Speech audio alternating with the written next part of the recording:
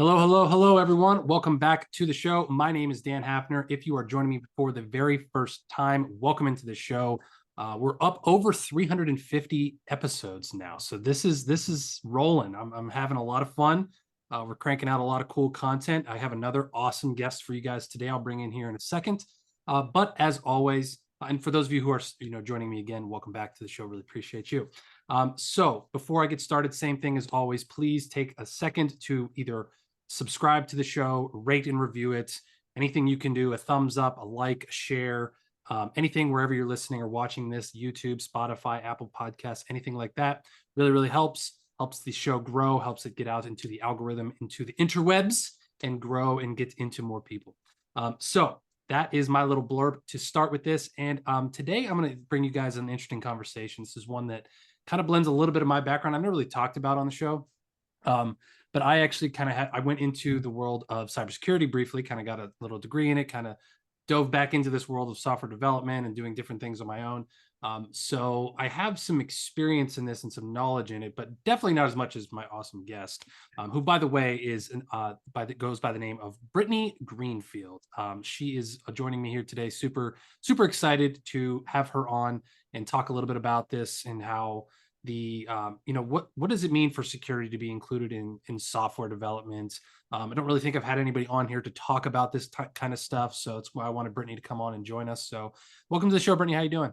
Thanks, Dan. Great to be here. I'm doing real well today and, really excited for this conversation as we were talking about before. The world, you say you haven't had the chance to talk about this, and still, despite, DevSecOps being common nomenclature nowadays, we're still not having these conversations. So it's not just you. I think too often folks silo security from development. And when the application is the base layer of everything we do, we say all security is application security. So I think we need to foster more of these conversations. So thrilled to be here today. Yeah, absolutely. So let's start very generic. Like if I have software, if I'm Mhm. building something, why is security important? I mean, obviously there's generic, there's very common sense reasons or that type of thing, but why should I care about security? Yeah, so the reality is while the headlines we see on the front page are ransomware or firewall breach or 181 days that they were living in the system, 9 out of 10 breaches begin due to defects in code. And that's why the application layer is so critical in any security strategy, not just an application security strategy. It's the foundation, right? This is where you are actually having a developer do this firewall configuration or make sure that they don't have a vulnerability, which is really just, a specialized kind of software defect, it built into the code that would compromise the data behind it. And this is why organizations have talked about this for so long, because they know that you can't really have a robust cybersecurity program if you're only relying on perimeter security, because that's the point when you get breached. Versus Right. application security is saying, let's build this more securely, right? We don't build a house, tell everybody to move in and say, don't worry, we'll check and see if it's safe later, right? None of us would go into a building if we did that.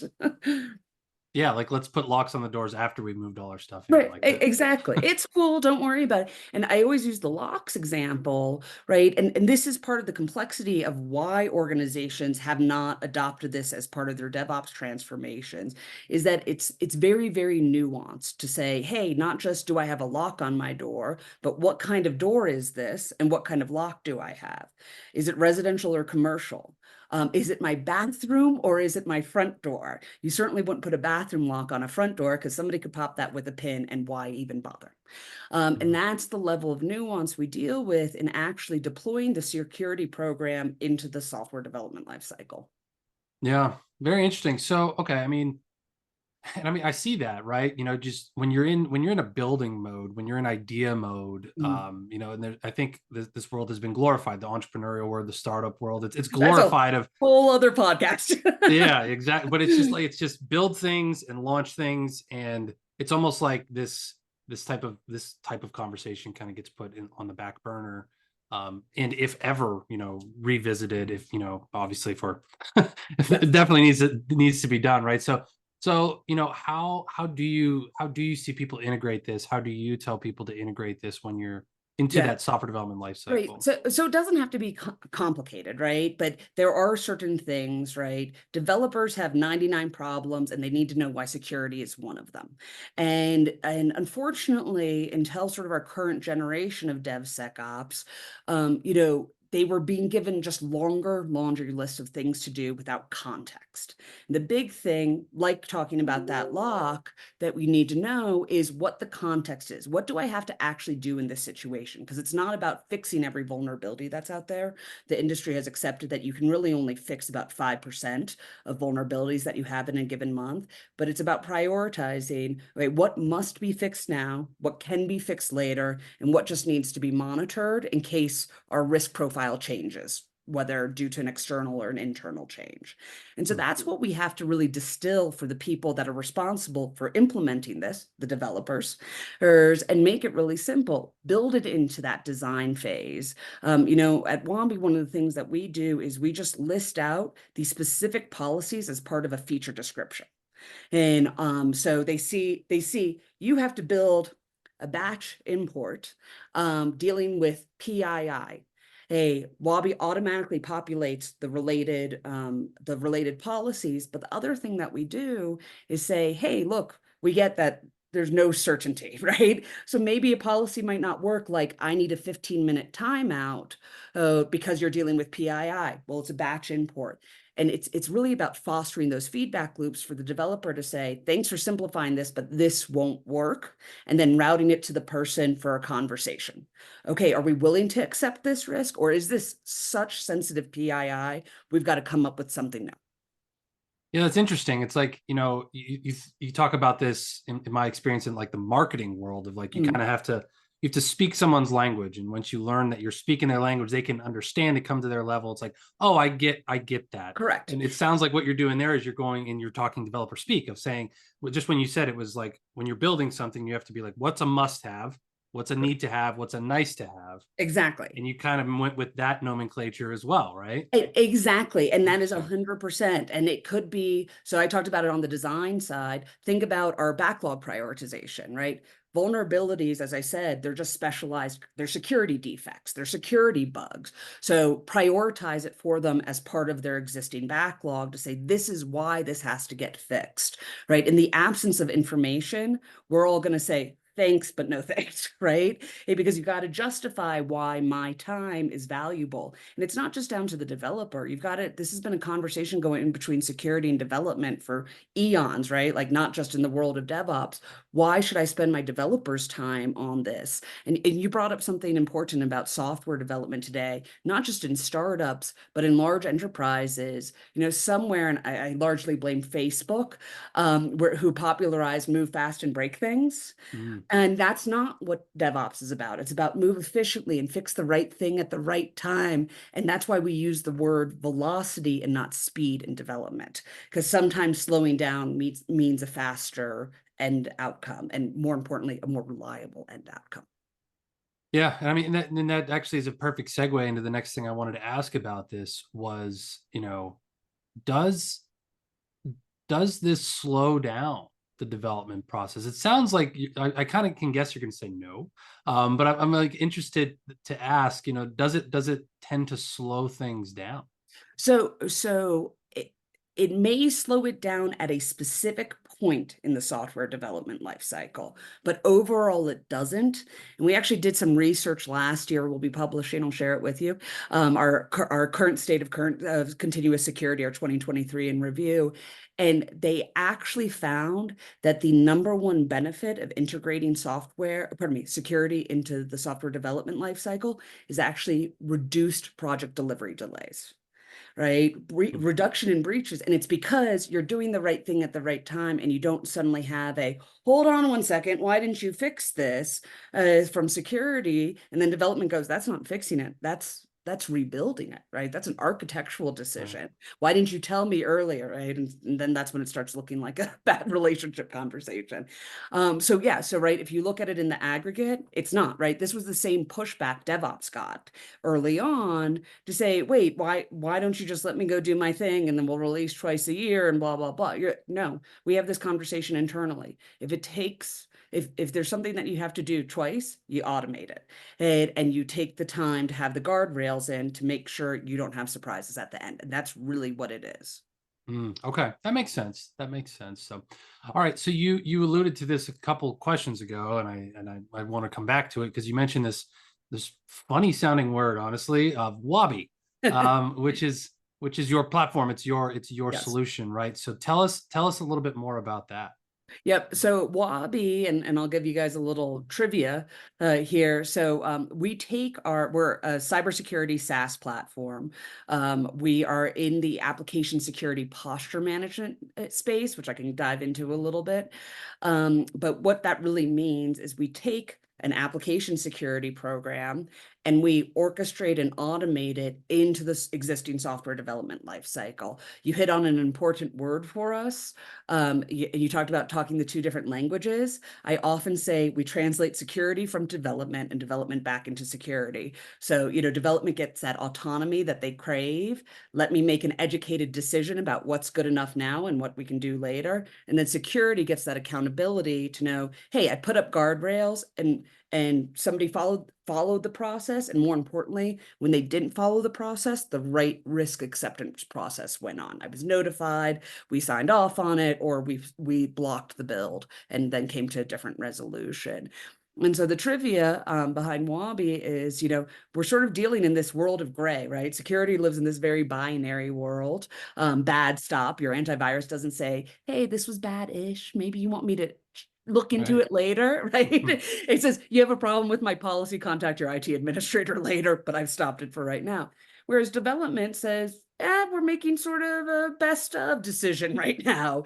Mhm. And that's where our name came from, to say, hey, the Japanese concept of wabi sabi says, let us accept the imperfection in things as a step towards enlightenment. So we really help organizations accept the fact that software isn't perfect and therefore you can't have perfect security, by giving them that automated and orchestrated guardrails and the observability into it.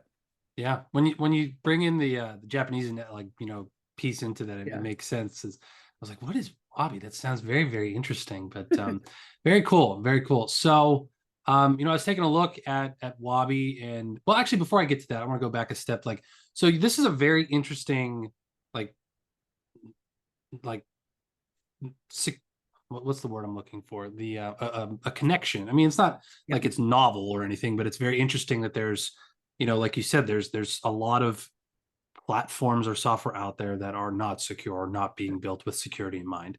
But then there's all like of these great security solutions, best practices, things like that are just out there waiting to be used. And there's like a perfect market for that, right? Exactly. Is that how this idea was born? So it came even at I'm going to go one level deeper on that, right? So it's not that organizations haven't been thinking about developing secure applications. The two things happen. One, I like to call it a data to information problem. So security went out and said, look, you've got all these DevOps tools. I've now got tools to secure them. Fantastic. Well, that created two new problems.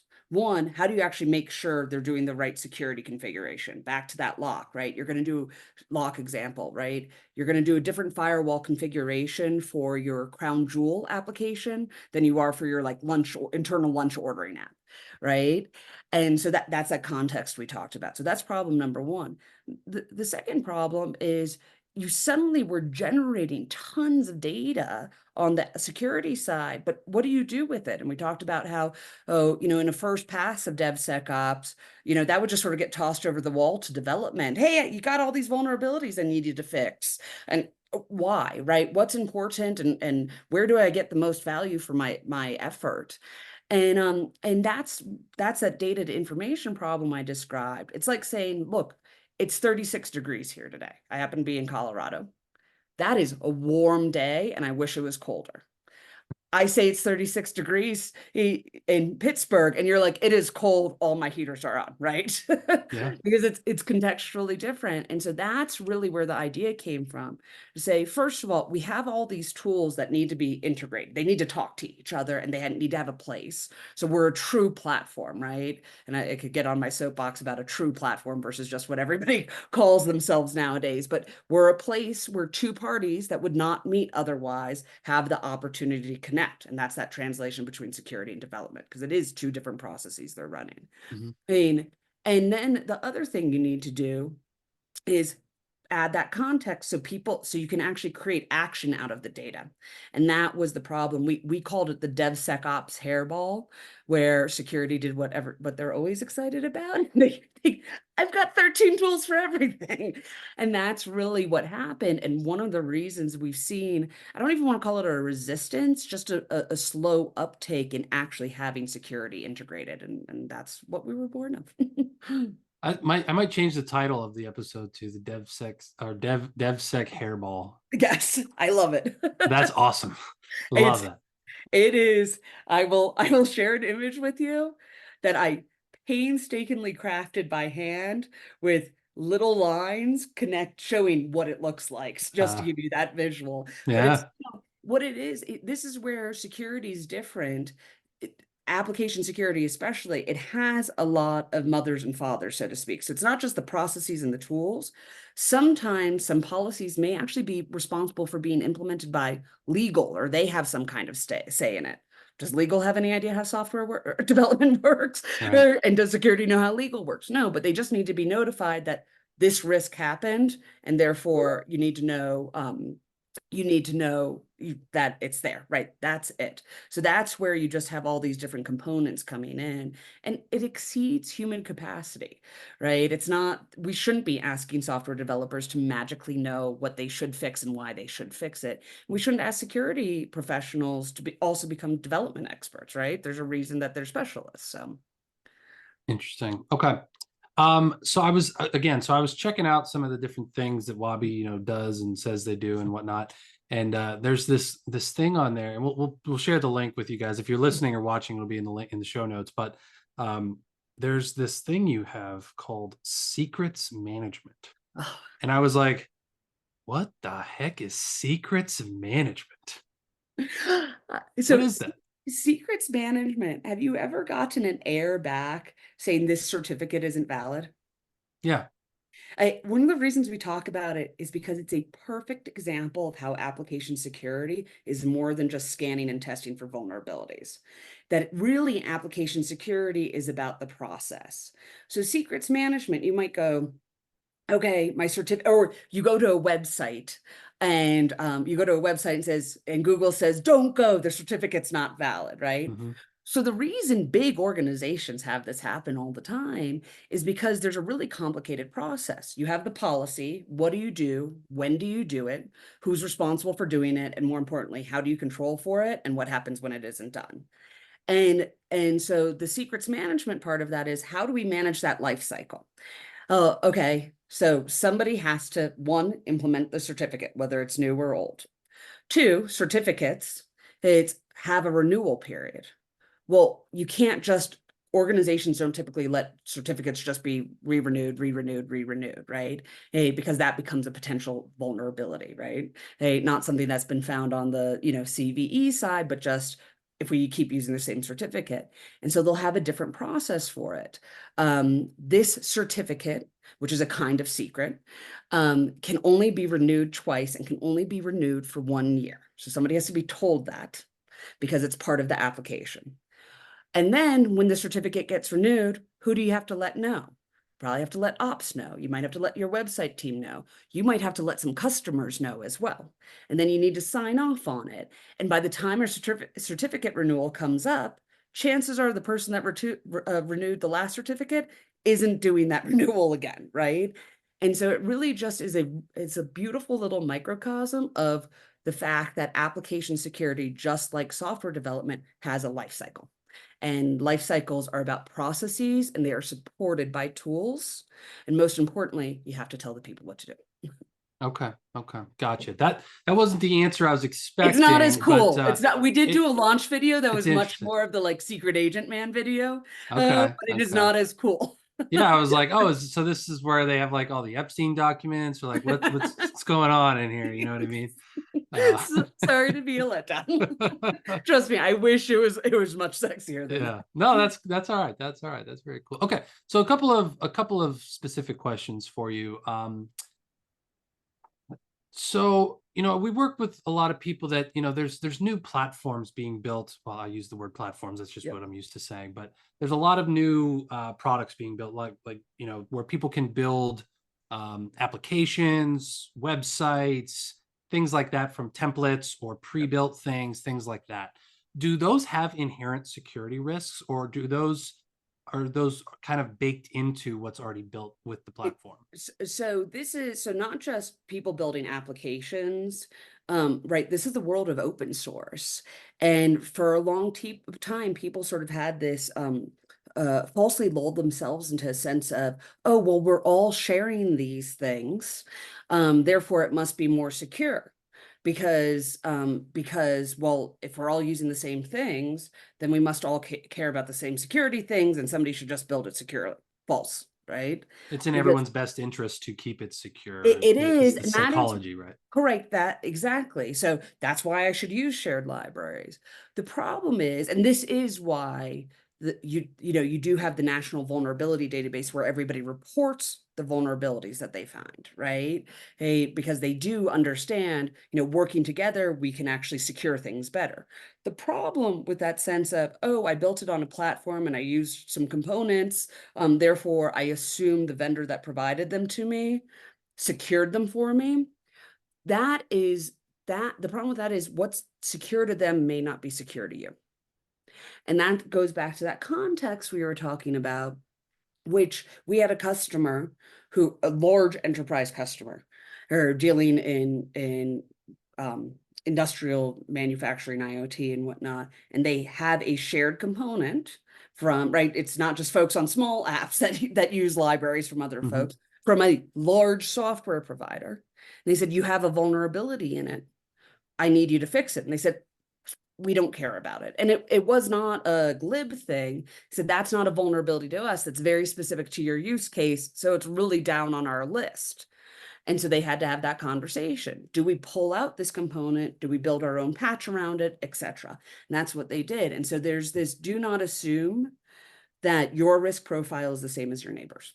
And that's really what it is. And, we talk a lot about this, calling it risk management by design. And this gets back to sort of the integrating. It's saying, what am I willing to, I can't do everything, right? What is most important for me?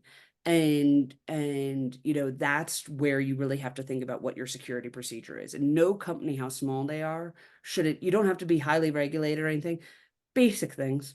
Use MFA to log into your, right. That is not a standard in any of these web application things, right? That's something you have to turn on. Use that, right? So think about those little things as you are building your app. And it's not that you have to build perfect security, but this is also why you're more likely actually to see a small business attack. That's where most of the breaches and payouts come from, because they know that they let their guard down. They go, oh, well, my vendor took care of it for me.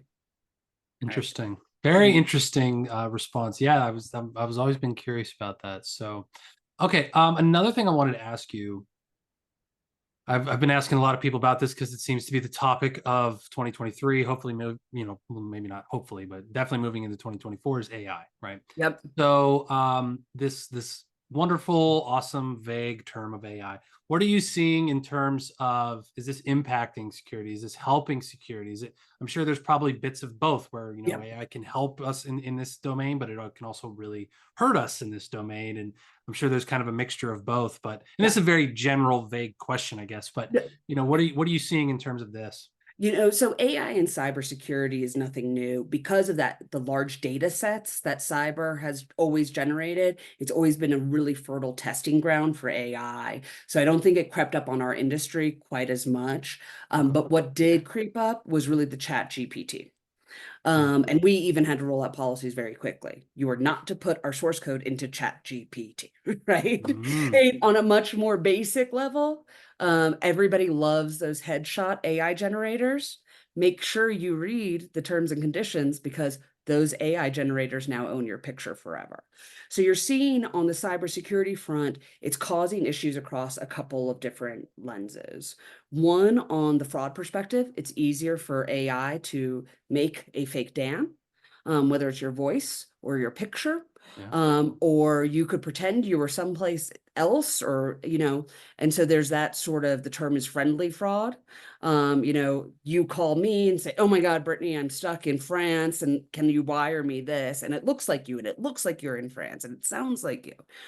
So that's one place. So that's a new frontier, Mm. right? Because it's so easy. The second is actually in the vulnerability creation and response side.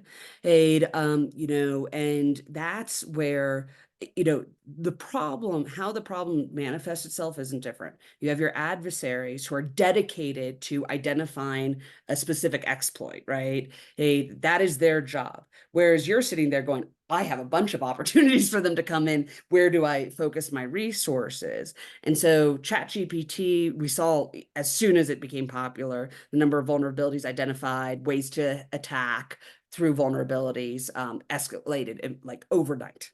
So this is really about, now the adversaries have it too. And then the third is that policy side.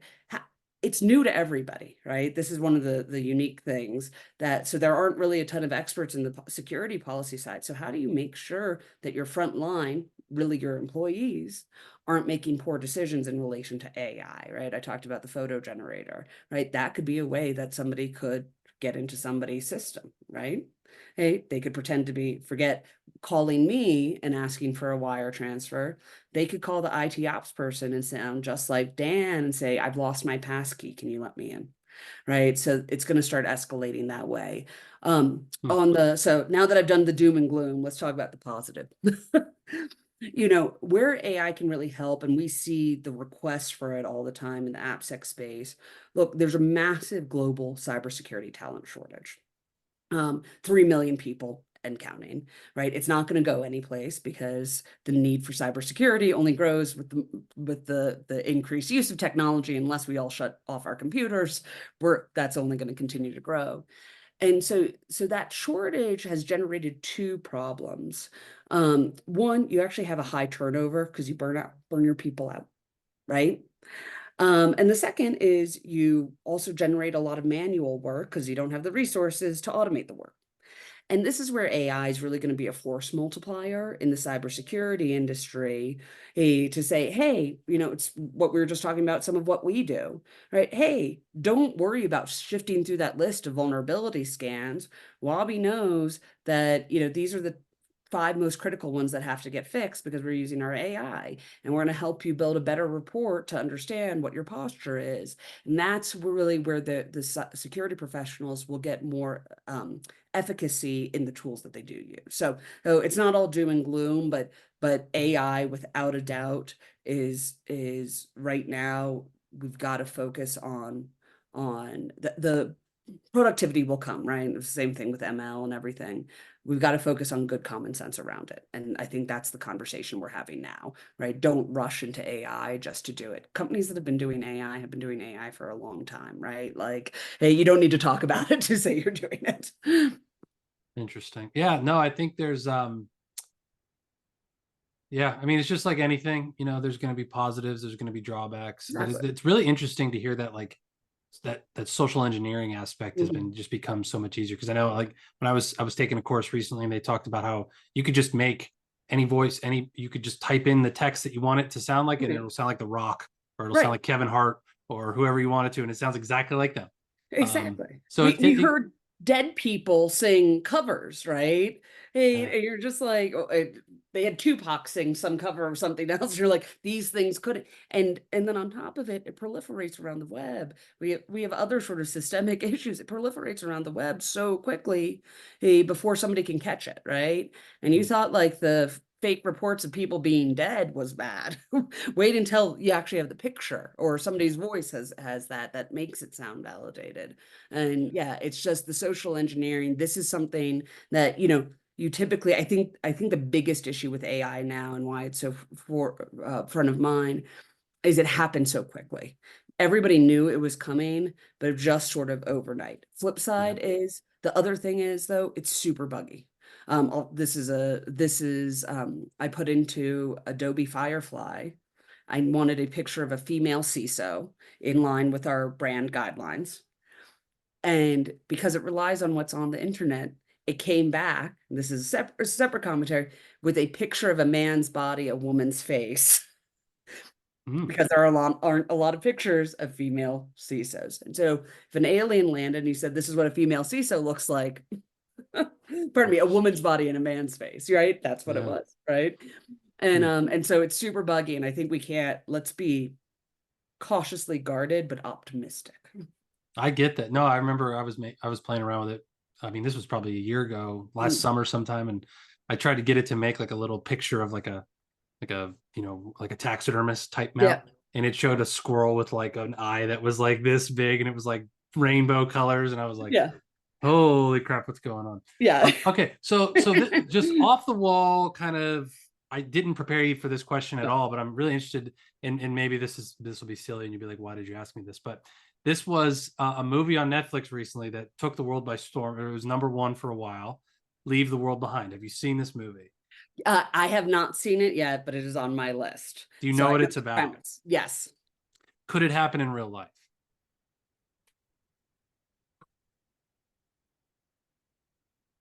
Anything can happen, right? I mean this seriously, and I'm sure you caught the news about Elon Musk's the chip. I'm like Neuralink. Yeah. Right. That was a foreign movie concept to us until this morning, right? Hey, you had I'm sure you've seen Kingsman. I have not seen that. I've seen highly recommend, but short version is Samuel L. Jackson plays a very wealthy mega billionaire that controls the population with chips in their brains. Right. Okay. And not to say that is the intention of Neuralink, but art imitates life, and I think one of the reason that you're probably asking this question is that it used to be 100 years between when we'd see something futuristic, right? Journey of, right. Hey, now it's like, oh, I just saw that on a movie. Wait, is that a movie that's coming out, right? And we're getting so much closer because is our technology, we innovate in technology faster. So yeah, 100%, right? I'm sure it will. And it's why I'm building a bunker. No. No, I mean, that's true. I mean, I remember even there was one, I forget what it was. One day, my wife and I were watching. There was some kind of it was like a show that came up, and it was about how the Hollywood executives, or like Hollywood, had learned to take AI and basically replicate, the likeness and the voice of actors and actors. Yep. They did that for Harrison Ford in the new Indiana Jones to make him younger at the beginning. Okay. I haven't seen that one yet, but yeah, but then like that was the thing, and then the recent strike that happened was there was one of the issues with it, and it was just like, wow, that was just a movie, and now it's almost like a Matrix type of like thing of like, oh my gosh, we just saw it over here, and now we're like, are we in the Matrix? Are we not? It's like really weird, isn't it? It is, and I would argue we're in the Matrix. It just doesn't look like Keanu Reeves and us bending over things, but we are. And one of the things I know, right? Hey, correct me if I'm wrong, but you start to see just basic technology breakdown in the movie, right? Which one are we talking about here? Leave the World Behind. Yeah, I believe it's like power goes out, that right, kind of power stuff, goes out, right? So one, we could actually do that. I talk about the likelihood of it. This could all happen overnight, right? And apologies, speaking of technology, I still have a landline because in the mountains we don't always have reliable coverage. And sorry. And give me a second. I assume you can post edit this out.